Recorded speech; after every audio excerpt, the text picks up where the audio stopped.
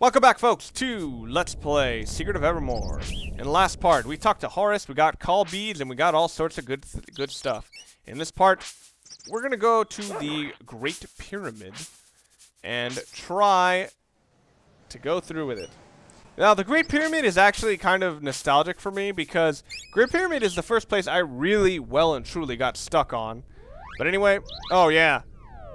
The hilarious thing about the ring system, you can get cut off by the menus. Anyway, here's the revealer formula. This is all it does. It shows hidden paths. Alright. And we encountered our first new enemy of this area. This fella. Oh man, he didn't even attack us. For all we know, he was a nice guy. I mean, like this guy, he's not gonna attack us at all. So he dodged it like a boss.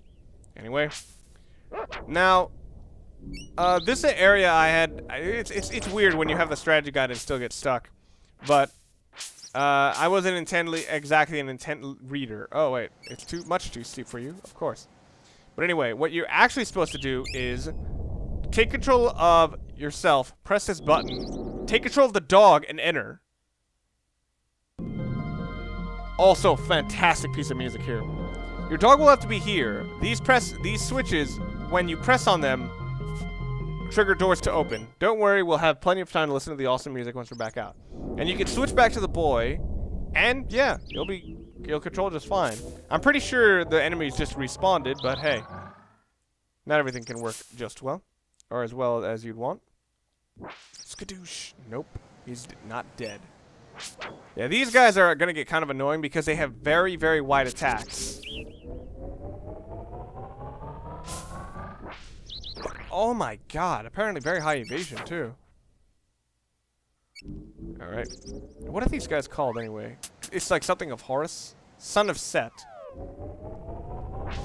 Man. There's actually one game series that I'm actually thinking of doing a series review on, and that's the Tomb Raider games.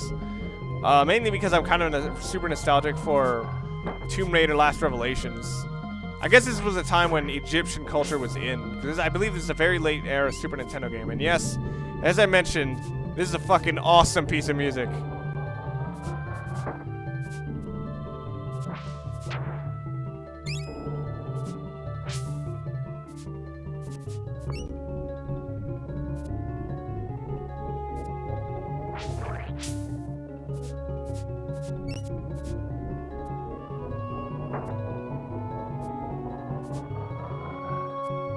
Alright. Now, this guy is a very memorable enemy for how brutally hard he is to hit. Or to actually damage. A fully charged hit only does 12 or 10 damage. It's like a small damage range. So, now see fully charged spear attack. Yeah, you kind of need your weapons to be charged in order to do damage to these guys. Because I believe they have something like 100 health. Trying to pot shot away at them is kind of obnoxious. Yep. Alright. Found a mushroom, which I don't think is actually going to be used for a long time. I don't believe you can actually buy mushrooms until the 4th act of this game. There are 4 acts, by the way. Alright. It's been a while since I've looked around this place for... But... I believe where I need to go is actually to the left. Don't worry, I will eventually explore the rest of the pyramid, but either way, getting a specific weapon is going to make this a lot easier. And I'm coming across a lot of enemies that do 0 damage. Could be the help of the items. By the way, these guys are also brutally hard to hit because because their Z-axis is very different to mine. The only thing that could consistently hit them is the spear. And by the way, get used to me not using any weapons besides the spears unless I need to. Because they're pretty much the best weapons. Like, undeniably, they have the most power. The charge state is much better. You actually run faster with them equipped for some reason. And yeah, these guys also have a bit of health. A lot more health than you'd expect.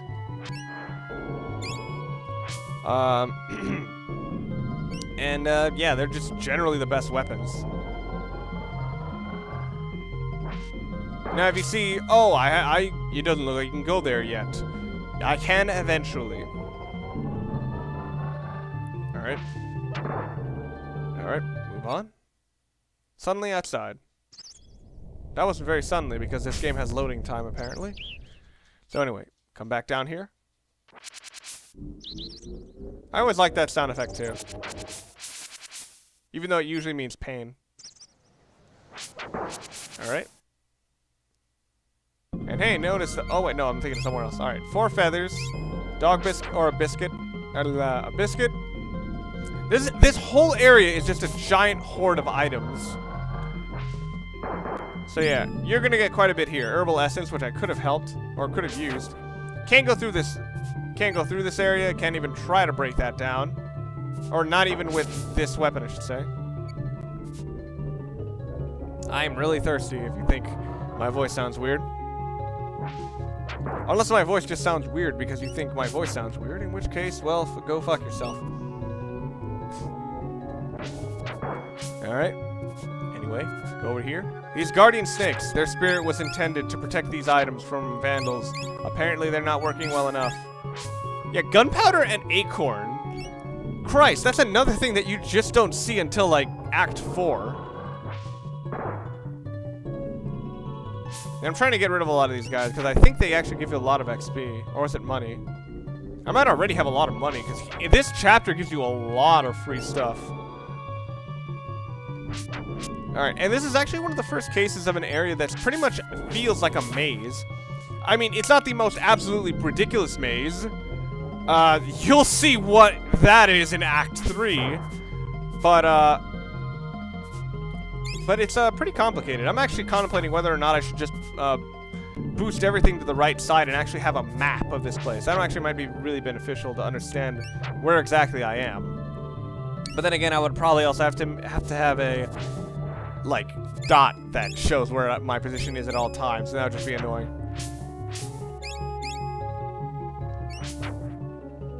Alright. Yeah, these mummy cats, not exactly a physical threat if you have a charged weapon. You know, and that's kind of the funny thing about a lot of these, about a ton of the enemies in this area. A lot of them are threats only if you have the strongest weapon. Or only if you don't have charged weapons. Alright. Oh hey, we can go up. But how do we get there? There was a blocked path. I mean, yes, I did step on a pedal or a platform that seems strange. Oh, wait. Come over here. Hey, notice that these all have the same pattern. Oh, wait, except this one. So, yes. That was actually kind of an interesting bit of, like, or an interesting bit of, like, double design, if you will. It was like, hey, you're attracted to that area because the door looks frickin', or because the wall looks partially weird. Hey, in order to get close to that, you have to what the hell did I hit? You have to touch on that pedestal, pretty much.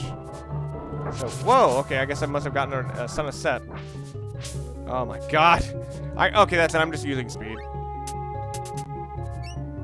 Yeah, speed, as I said, is a little tricky to use because the thing is, it has a limited amount of time. And within that time, there's only so many charged hits you can really hit the enemies with. But thankfully, because it also increases your evasion, you're a lot more protected from enemy strikes than you might otherwise be. But these guys, yeah, they're really annoying. Even with max accuracy and max evasion, he's almost hitting me more than I'm hitting him. I had to trick him into going further down. Now you'll notice the dog's health bar is now visible. That's because I'm on the same floor and plane as my dog.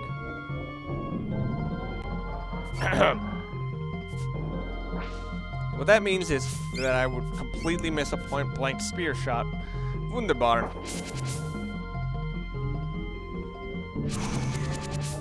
Alright. Come on. Come at me, bros. Alright.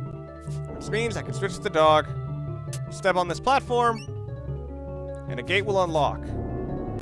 Not exactly an interesting gimmick, but it is an what it is an interesting way of is trying to have your character work without the dog. Which might have worked better had I not had to do that for for basically the first third of the game, but hey, it's a good idea.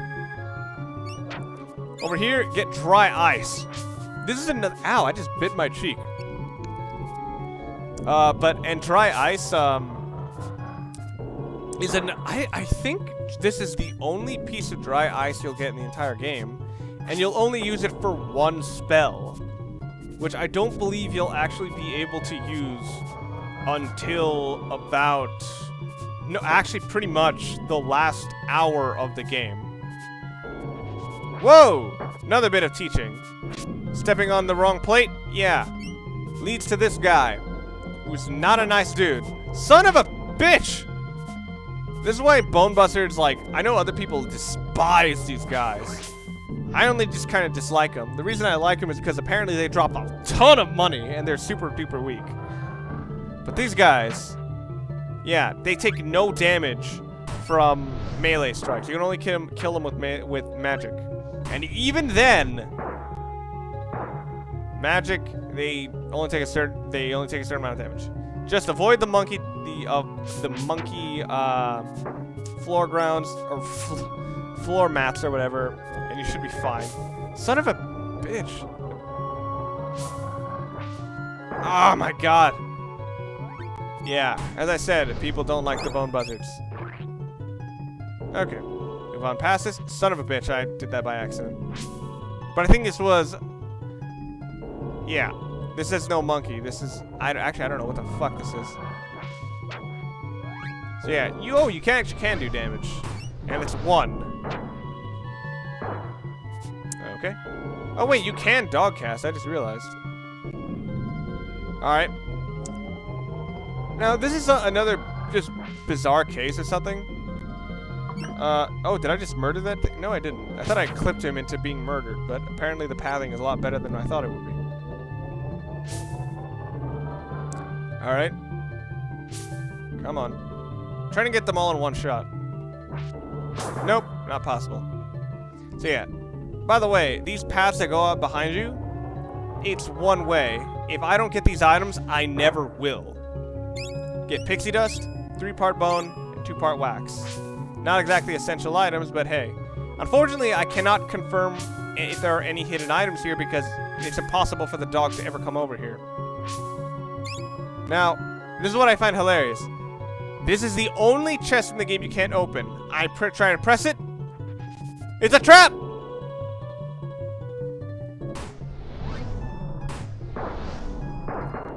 Alright, this guy's dead, and this chest is completely sealed. Perhaps if I use the revealer formula, who knows? Anyway, come over down here. Ah! Bone Buzzards. Brah. You are dead. No, he's not. There's a great deal of leeway here. But, hey, there's only one path. So I can only go over there once. And once I'm over there, no way back. But anyway, I think this is going to have to be it for this part of Let's Play Secret of Evermore. Next time, we'll continue our adventure into the Great Pyramid. We'll try to see which of these 2 gates we need to open. And yeah, we'll try to get the diamond eye that's here. So, see you guys then.